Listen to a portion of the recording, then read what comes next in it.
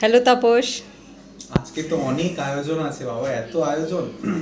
আজকে 1 মে, বাড়িতে ছুটির দিন, তাই সবাই মিলে এত আয়োজন করেছে। তো আচ্ছা, তোমাকে কিন্তু একটা চ্যালেঞ্জের মুখোমুখি হতে হবে। আচ্ছা, কি সেটা? সেটা হচ্ছে এখানে এত রান্না একজন তো করতে পারে না। হুম। তো কোন কোন রান্না আমি করেছি, কোন কোন রান্না আমার শাশুড়ি মা করেছেন, সেটা তোমাকে আজকে বলতে হবে।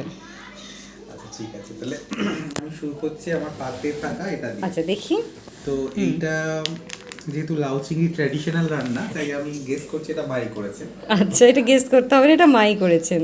আর ভেন্ডি আলু ভাজা তুমি করেছো। আচ্ছা। আর এই লম্বা লম্বা করে শশা কাটা ইওর স্টাইল, তো এটা তুমি করেছো।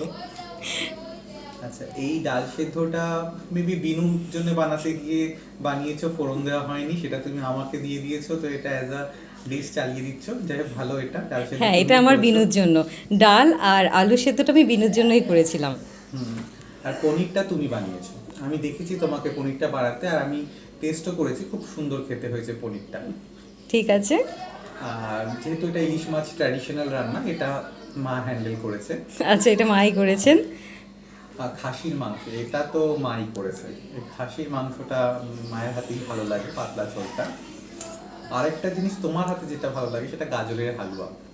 সেটা তো দারুণ খেতে হয়, তো আমি এটা খাবো, সব কিছু শেষ করে এটা খাবো, শেষে ডেজার্টটা দিয়ে এন্ড করবো। আচ্ছা, তুমি কি এই ডাল সেদ্ধটা খাবে না সরিয়ে রাখবে? ঠিক আছে, এত কিছু তো আমি খেতে পারবো না, আমি যতটা নিয়ে দরকার আমি সেগুলো নিয়ে শুধু খাবো, বাকিগুলো আচ্ছা, তাহলে পরে। তুমি খাও। হুম। টাটা বন্ধুরা।